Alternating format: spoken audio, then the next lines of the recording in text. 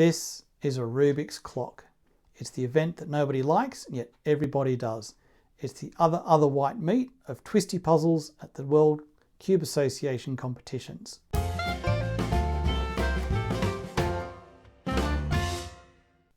I like doing clock, and in this video I'll go through the previous method I created, which is linked here, or here, or here, somewhere up here.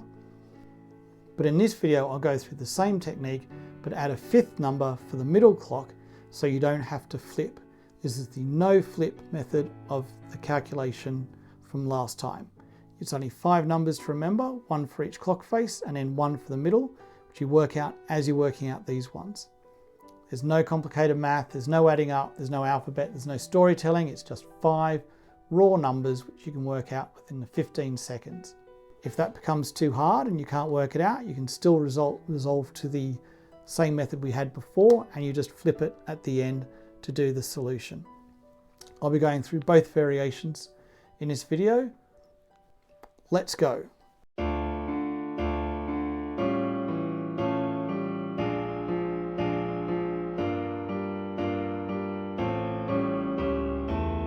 Looking at our scramble here, we can see we have a 0 here because these two are lined up, and on the other side we have a 0 here where these two are lined up. So having a look at both sides, they're both pretty similar. I would probably go with this side to start with. So we're going to count from here to here. So it's going to be 1, 2, 3. So our first number is going to be 3. From here to here is a 1. So we're going to go 3, 1, 0. And that's a -2. 1, 2. Remember, clockwise is minus, anti-clockwise is positive. So we have 3, 1, 0, -2. So let's flip it over. Remember the numbers are 3, 1, 0, -2. So we push up the 2 right hand pins and leave the left hand ones down. And we want to go 1, 2, 3 and roll the center to match the left hand one there. Rotate, and with the action of the thumb and finger, push both pins at the same time. And the second number we want is 1.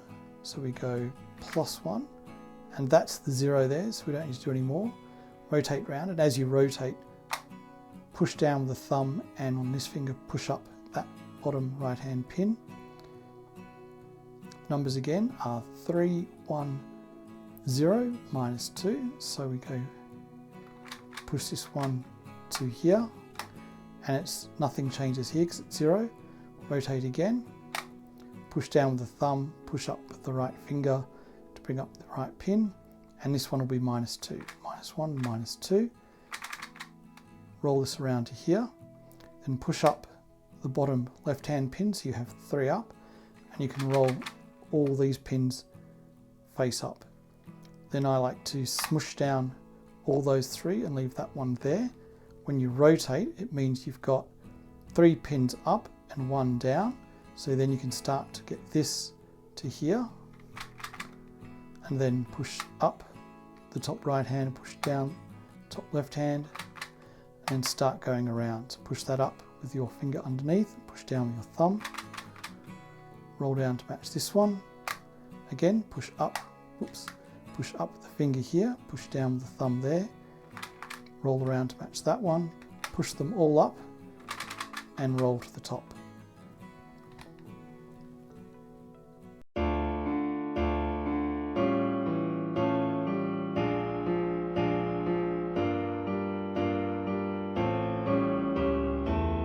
Let's do the solve again, but this time we'll use the no flip variation, which instead of remembering 4 numbers for the 4 clock faces, we now remember 5, 1 for each clock face and 1 for the middle. So we calculate the first 4 numbers the same way. So from here to here, 1, 2, 3. Now when we calculate it, we think about where the middle clock's going to end up, which will be here. The next number is 1, so it'll actually come around to here. Next one's a 0, so it stays the same. And then there's a -2, 1, 2. So we know at the end, the middle clock will be pointing here. To go from here to the top, it's a -2. So again, the numbers are going to be 3, 1, 0, -2, -2. So those numbers again, 3, 1, 0, -2, and the final clock face will be -2. So let's have a look and turn over and proceed with our solve. So we pick it up, make sure these two right hand pins are up, these two are down, and the first number is 3. 1, 2, 3. Match this one to the left hand side one. Rotate round, at the same time press down with the thumb and push up with the finger. And this one's going to be 1, and that's the 0 there from this side, so we can just leave that. Rotate, push down with the thumb, push up with the finger. This one's 0 on the underside, so we don't need to move this face. Just line those up there. Rotate again, and on here the last one will be -2. And then we rotate those to come around to here. Now we don't need to align these just yet, so we've got one more number which was -2, so we have to smush all the pins down and do another 1, 2. At this point we can be confident on the back all the clocks are now facing up. So at this point we can then start to solve this side the same way as we usually do.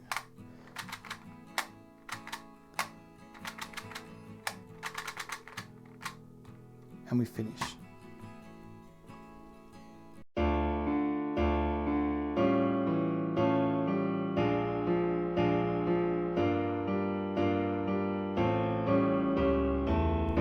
Let's have a look at another scramble.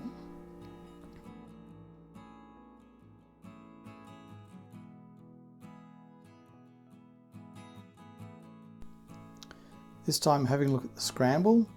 On both sides we see there are no zeros, so we want to find the scramble that's probably the most efficient in terms of solving.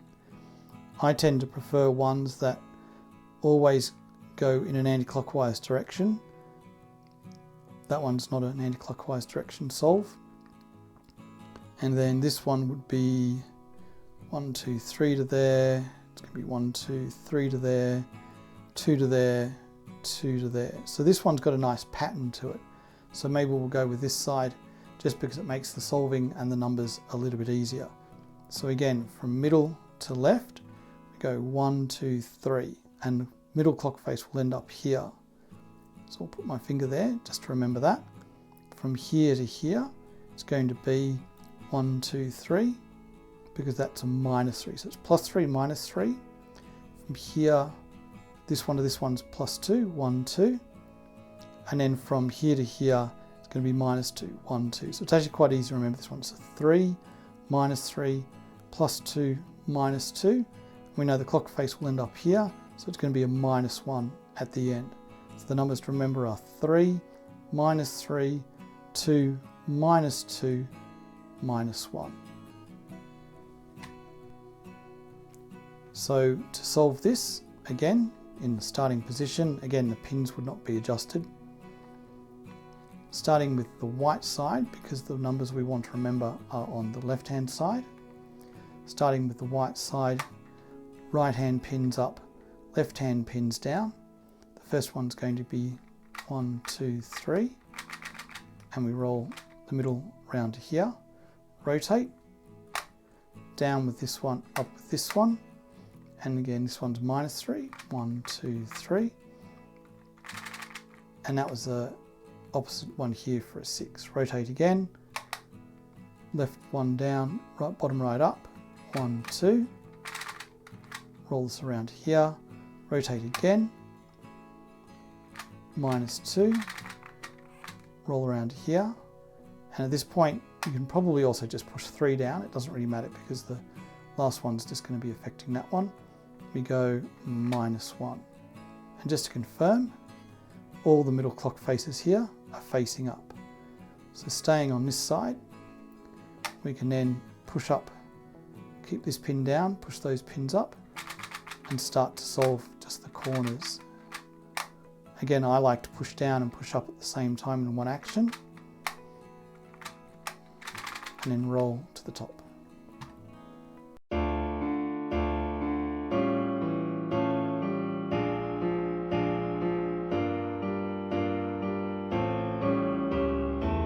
Now let's do the solve again, and let's have a look at some of the ways we can make the solving faster. So again, just remember our numbers are 3, -3, 2, -2, and at the end it's going to be -1. It just happens here, luckily, that -1 is where it is now, but absolutely rarely does it end up like that. So just remember, you move your finger around as you calculate to work out where this one moves as you're solving to see where it ends up. So in this particular case, it's going to be -1. Starting on the other side, as soon as we pick it up, what I try to do is put the pins into place. And now I know the first number is going to be a +3. So as I'm moving that around for 3, I concentrate on this one and I can just visually push this one into sight. Rotate, push down and push up at the same time. Again, it's -3, 2, 3. At the same time, I solve these ones. Rotate, push down, push up. This one's going to be 2. And I know at the same time I need to push these two together. Down, up again, -2, and at the same time I need to push these up the same.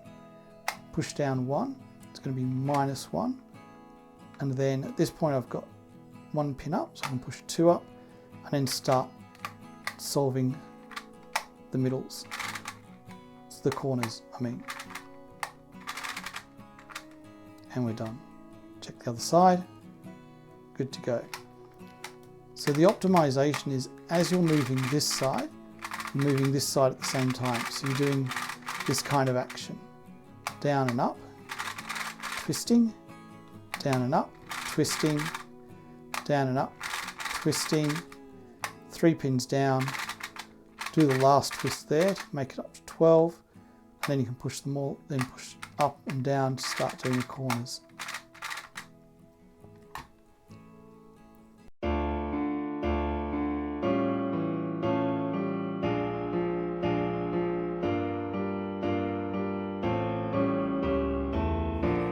When we look at the scramble here, for the solution that we're going to take of 3, -3, 2, -2, -1.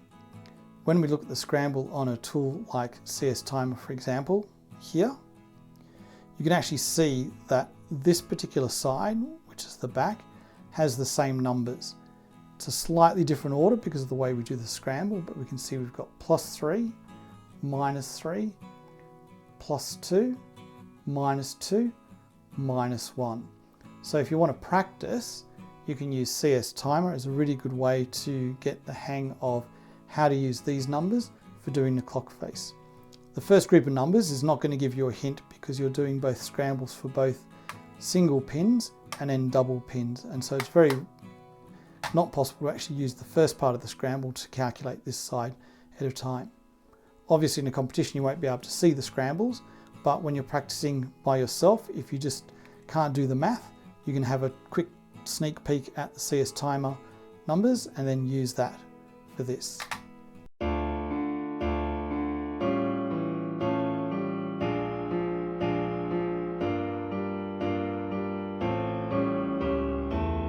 One of the advantages of this method is if you aren't confident that you've calculated the middle clock position correctly, depending on which side you're going on. If we go with this side, if you haven't calculated middle position correctly, you can just solve the 4 clocks and then flip it over and solve it the same way in the previous technique. So for example here, we know the numbers are going to be 3, -3, 2, -2. So it's 3, -3, 2, -2. And I know it's going to be -1 here, but if you can't calculate that in the 15 seconds, or you're not confident, or you've made a mistake, as you're solving, then you can just 1, 2, 3, keep going, 1, 2, 1, 2, And when you get to this point, if you're not confident of what the last number is going to be, pop up that bottom right hand one, bring all of these to 12. As you turn, press these 3 down, leave that one up, rotate it, and you'll see here now you've got 3 pins up, 1 down, ready to go for this one here. And then just start solving them in order. Like that. So there's a fail safe when you calculate the 4 clock faces. If you aren't confident with the last one, then just do the same flip method, smush those down, turn it over, the quarter turn, and then start solving those ones for the corner clocks.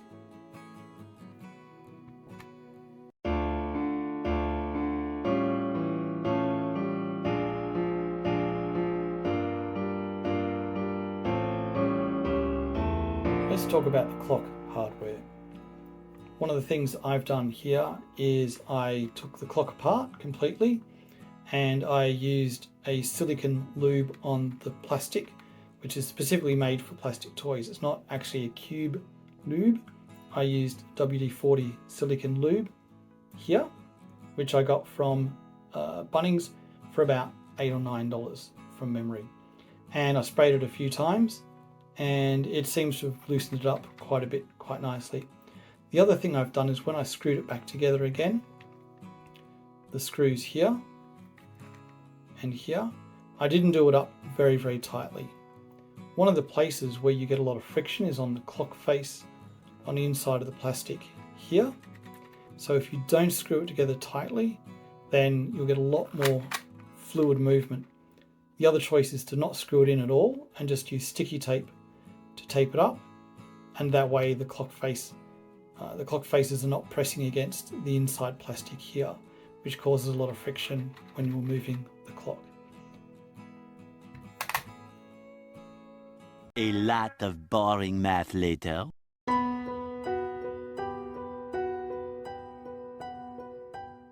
Thanks for watching the video, and I hope you've learned a new way to solve the clock. In the comments section below, let me know how you go, let me know what sort of times you get, and give me any tips or hints how you think the steps could be improved.